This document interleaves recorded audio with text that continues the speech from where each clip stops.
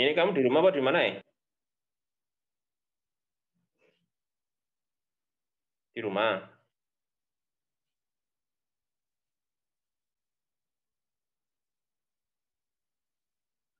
Oke. Ya.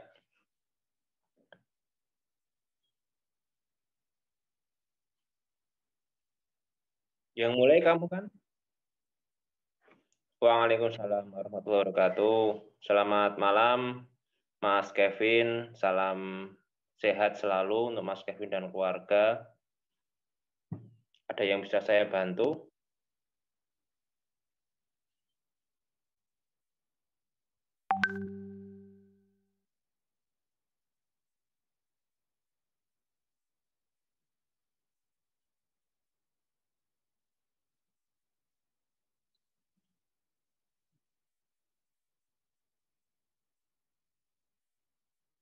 Oh ya,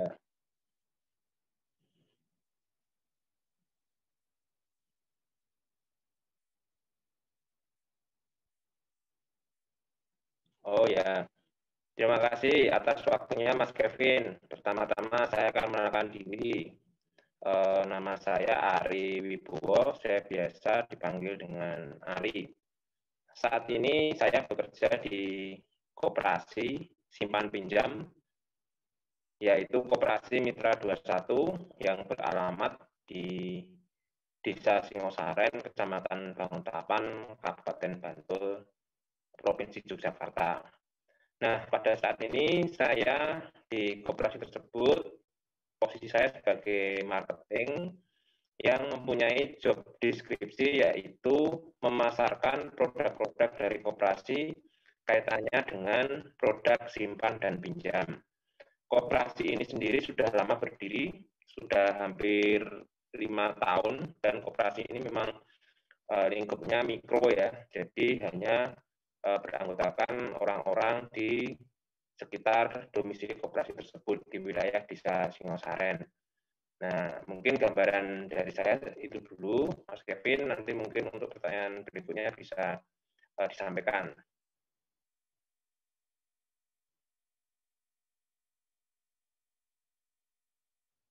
Ya,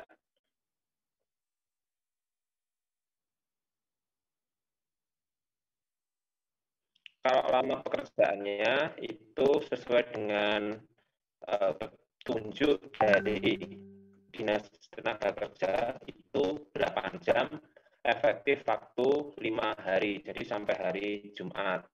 Nah, untuk hari Sabtunya dan hari Minggu itu libur, tetapi apabila hari Sabtu dan Minggu itu memang diperlukan tenaga atau karyawan untuk masuk, itu dihitung sebagai extra time atau kerja lembur. Jadi untuk efektif kerjanya kita menggunakan waktu 8 jam dengan masa efektif 5 hari kerja.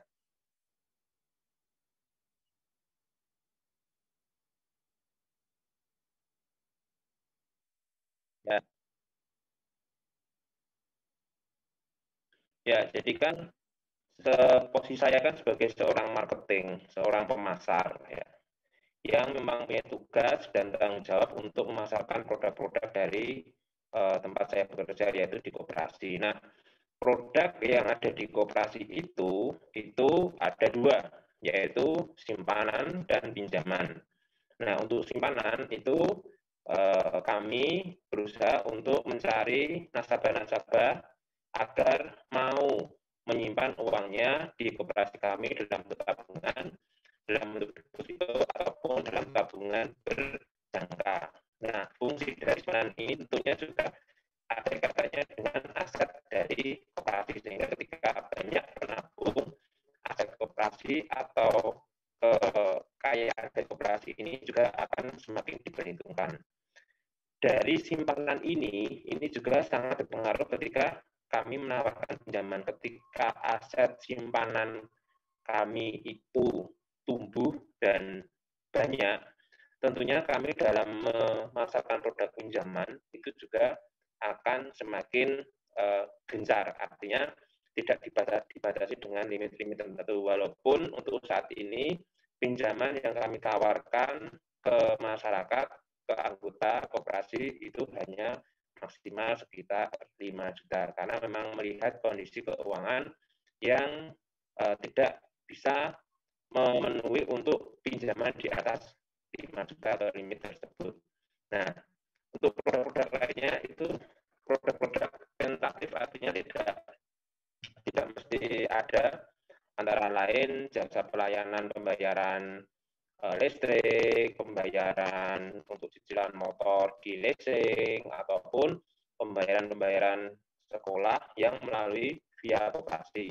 Tentu itu juga kami berusaha untuk mengedukasi pada masyarakat agar bisa melewati koperasi untuk pembayaran-pembayaran tersebut, karena pembayaran-pembayaran itu juga akan mendapatkan keuntungan bagi koperasi karena ada jasa atau fee untuk koperasi, sehingga walaupun itu tidak menjadi prioritas, tetapi itu juga kami tawarkan untuk tambahan produk yang dikeluarkan oleh koperasi.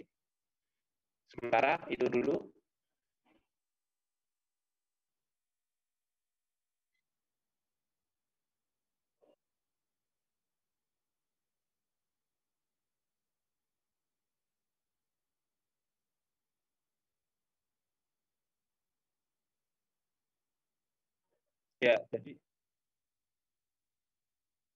Jadi yang pertama, untuk koperasi ini kan memang sudah punya database anggota. Nah, database anggota ini bisa kami sampaikan sebagai nasabah tetap atau konsumen tetap koperasi.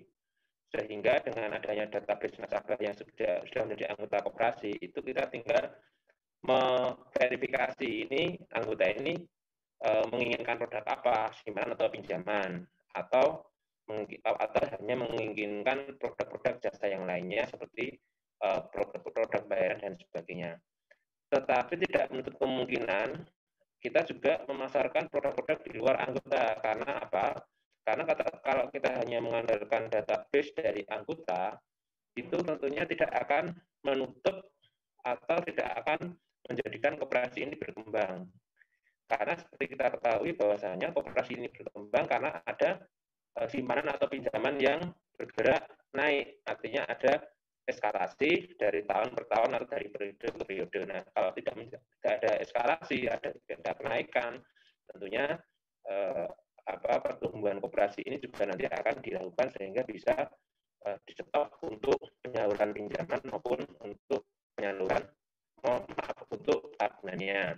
Nah, selama ini dalam bekerja memang ada tim yang berusaha untuk bersama-sama mensupport kami dalam hal marketing. Nah, tim itu antara lain tim operasional, terus tim back office, dan juga tim yang ada di lapangan. Nah, memang tim-tim tersebut bersinergi untuk mencapai sebuah target yang dicanangkan oleh operasi tersebut. Misalnya, ketika saya ditugaskan untuk memasarkan di wilayah A, nah sedangkan saya tidak mengetahui tentang seluk-beluk wilayah A. Nah, di sana kami dibantu oleh tim yang ada di wilayah A itu untuk menghubungi tokoh-tokoh masyarakat tersebut. Nah, tim itu memang ada di kantor, tidak di lapangan, tapi dia bertugas untuk menghubungi atau untuk menyampaikan ke tokoh-tokoh di wilayah A tersebut bahwasanya akan ada sosialisasi atau akan ada kunjungan dari koperasi untuk penyampaian produk. Sehingga ketika kami berkunjung ke sana, kami sudah tahu tempat-tempat yang akan kita kunjungi dan pangsa market yang akan kita bidik, sehingga kita tidak tanggung lagi, sehingga kita tidak kebingungan dalam memasarkan produk di suatu wilayah.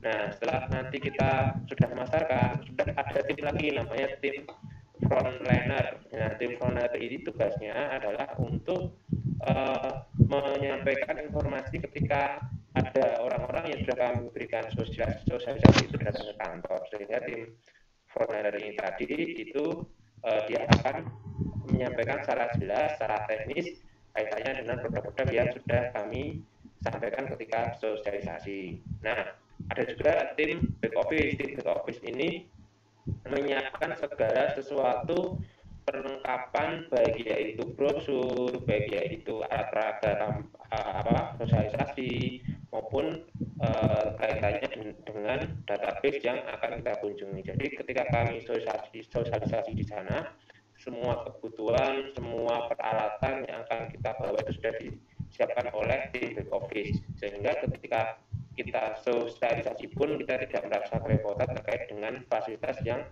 akan kita sampaikan karena sudah disiapkan terlebih dahulu oleh tim back office tersebut. Itu ada yang kurang jelas? Oh, jadi di marketingnya ini sudah dibagi ke beberapa divisi gitu ya Mas berarti? Ya, tapi kan semuanya saling bersinergi, saling berkaitan. Jadi tidak bisa berdiri sendiri, walaupun ada pembagian job desk yang memang itu sudah tanggung jawabnya divisinya masing-masing. Nah, apabila dalam menjalankan tugas ini dibuatkan sebuah sistem yang terkomputasi begitu, mungkin fitur apa aja sih yang bisa membantu tim marketing dalam bekerja dan berkomunikasi dengan tim yang lain, mungkin apa saja? Ya, yang pertama saya kira perlu aplikasi ya, perlu aplikasi yang mana aplikasi itu bisa dilihat atau diketahui oleh semua bagian. Misalnya ketika saya berkunjung ke rumahnya Mas Kevin, nah itu ada bagian operasional atau bagian yang lain itu mengetahui, oh si marketing A itu sudah berkunjung ke tempatnya Mas Kevin. Nah di sana ada apa? Potensi apa yang ada di tempatnya Mas Kevin? Oh di tempatnya Mas Kevin punya uang banyak, misalnya. Oh berarti kalau uang banyak yang ditawarkan tentunya produk-produk tabungan. Nah di situ dengan aplikasi seperti itu nanti ada tim dari back office, dari tim manajemen yang lainnya itu bisa memberikan support. Misalnya, oh ini nanti kita ada promo, karena bagaimanapun juga itu yang mengeluarkan promo, terus ada yang mengeluarkan misalnya kalau ada fasilitas khusus itu juga tidak hanya tim marketing, ada divisi lain yang memang menangani hal tersebut. Sehingga ketika saya berkunjung dengan Mas Kevin, saya mungkin menghidupkan aplikasi tersebut dan saya menuliskan di aplikasi tersebut Mas Kevin mempunyai potensi untuk tabungan atau deposito dengan jumlah banyak, karena melihat dari potensinya dari Mas Kevin itu dia lebih cenderung menabung daripada pinjam. Nah, dengan adanya aplikasi tersebut akan ada respon dari berbagai divisi tadi. Misalnya coba ini ada promo dari tabungan A misalnya, dengan menabung minimal 50 juta nanti akan mendapatkan bunga kompetitif. Misalnya dengan 50 juta Mas Kevin akan mendapatkan bunga per bulannya 200.000 misalnya seperti itu, plus nanti mendapatkan gift menarik, misalnya hadiah langsung TV atau hadiah langsung sepeda dengan syarat ketentuan yang berlaku, misalnya harus mengendapkan tidak boleh diambil selama 6 bulan atau selama 9 bulan, dengan nanti langsung mendapatkan hadiah.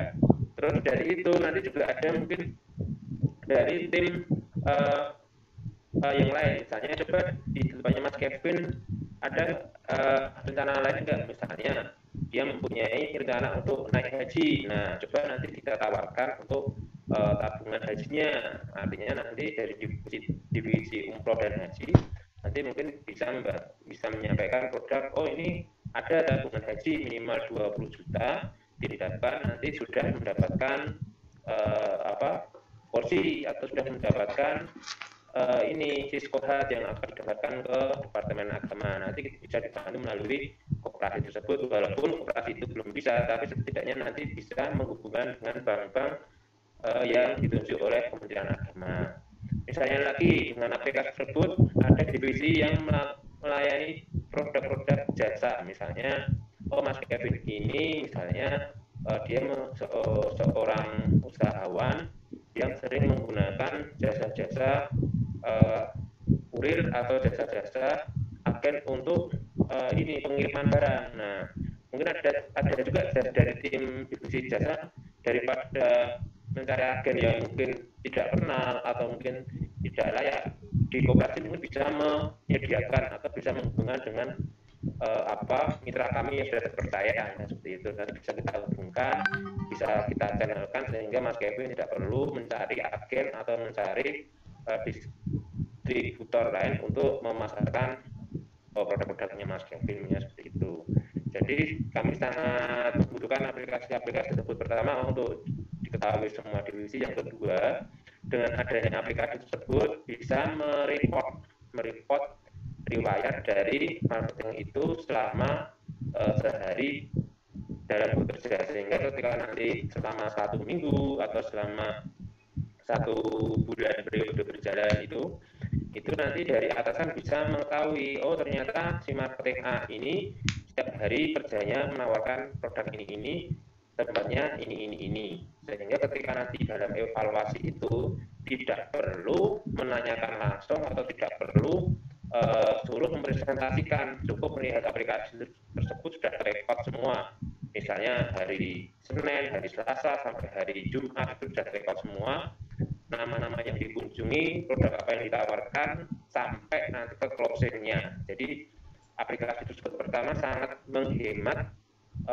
seorang pimpinan atau atasan untuk untuk mencari tahu kinerja dari seorang marketing. Cukup dengan melihat aplikasi atau riwayat aplikasi tersebut, seorang atasan bisa menilai, oh kinerja seorang marketing, baik dari cara penyampaiannya, produk yang ditawarkan, sampai ke tingkat closing-nya. Seperti itu, Mas Kevin. Oh ya, berarti kalau bisa saya simpulkan, berarti aplikasi yang dibutuhkan itu fiturnya terdapat 2 ya. Yang pertama itu adalah untuk komunikasi antar divisi, dan yang kedua itu adalah pelaporan secara online gitu ya, secara daring, agar dapat mempersingkat dan menyimpan data lebih baik, begitu kan Mas Arif? Ya betul, karena selama ini banyak marketing yang melakukan secara manual, baik secara laporan maupun baik secara penyampaian ke atasan. Baik, untuk aplikasi ini sendiri inginnya berbasis apa ya? Maksudnya menggunakan laptop atau HP atau melalui website atau bagaimana? Itu bisa aplikasi melalui HP lebih efektif ya Mas Kevin, karena dengan aplikasi HP yang nanti bisa diunduh di Play Store itu memungkinkan seorang marketing atau seorang pengguna aplikasi tersebut bisa melihat di mana saja dan kapanpun dia berada. Berbeda dengan ketika menggunakan laptop ya, karena kalau sekarang kan semuanya bisa difasilitasi oleh HP, dan seorang marketing kan HP itu memang syarat mutlak atau syarat wajib harus dibawa. Jadi ketika seorang marketing tidak membawa HP itu sebenarnya kita berjalan tanpa arah, sehingga memang yang kita butuhkan aplikasi itu nanti berbasis Android dan bisa diunduh di Play Store.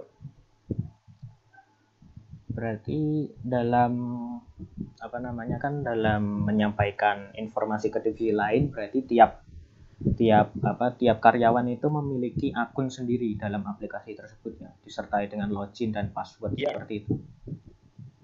Ya betul, seperti halnya ketika kita di kampus itu ada portal, itu memang kita diberikan fasilitas portal, tapi memang setiap pekerja mempunyai username dan password sendiri-sendiri.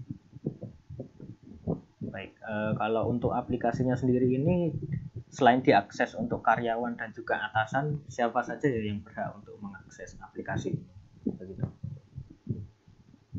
Kalau saya kira karena ini terkait dengan kinerja, ya hanya sebatas karyawan dan atasan saja, karena memang ini kan sifatnya kan memang internal dan tidak bisa dipublikasikan ke umum, sehingga ketika nanti aplikasi dibuat itu ya yang hanya bisa mengkonsumsi yaitu hanya karyawan dan orang-orang yang memang terkait dengan bisnis di tempat bekerja itu. Terus untuk divisinya itu kan ada banyak ya Mas. Divisinya tuh kira-kira apa saja ya, dan berapa gitu jumlahnya Mas dalam satu sistem gitu, ya. Divisi. Yang pertama divisi produk dan jasa. Yang kedua divisi back office. Dan yang ketiga itu divisi sarana dan prasarana. Dan yang keempat yaitu manajemen. Nah, manajemen ini fungsinya sebagai manajer kita, manajer baik di divisi maupun manajer atasan secara keseluruhan. Oh ya. Dan untuk aplikasinya sendiri, untuk tata letak atau bisa dibilang apa ya, untuk pewarnaan atau modelnya itu lebih baik seperti apa ya? Jadi tatap mukanya seperti apa, interface-nya seperti apa gitu. Ada saran atau gimana? Kalau sebenarnya untuk karena ini memang konsumsinya tidak untuk umum ya, artinya kan ini dimanfaatkan untuk laporan maupun untuk komunikasi antar bagian. Yang kedua, ini kan memang dimanfaatkan untuk mengetahui kinerja seorang baik marketing, dan ini mungkin bisa dikembangkan lebih lanjut untuk mengetahui juga kinerja setiap divisi.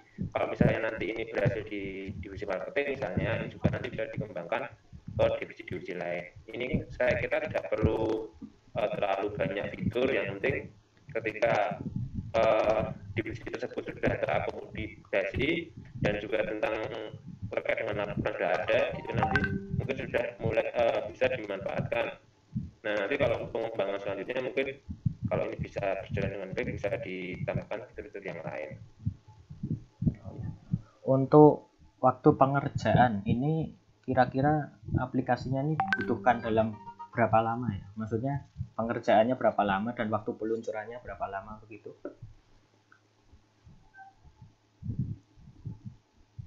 Ya karena fiturnya kan sederhana ya, artinya yang pasti ketika kita sedang OTS ya, on the spot ke seseorang ya, tempat kita berkunjung, kan kita sudah bisa menyampaikan laporan. Artinya kan di sini aplikasi tersebut simple dan saya kira tidak terlalu rumit, karena memang di situ tidak banyak fitur-fitur yang dibutuhkan. Untuk pengerjaannya ya saya kira tidak membutuhkan waktu berbulan-bulan, mungkin bisa 2 atau 3 minggu. Dan untuk launchingnya ya setelah itu bisa dibuat dan sudah jadi, mungkin bisa dimanfaatkan atau bisa di launching ke kantor operasi tersebut sehingga bisa digunakan sebagaimana mestinya.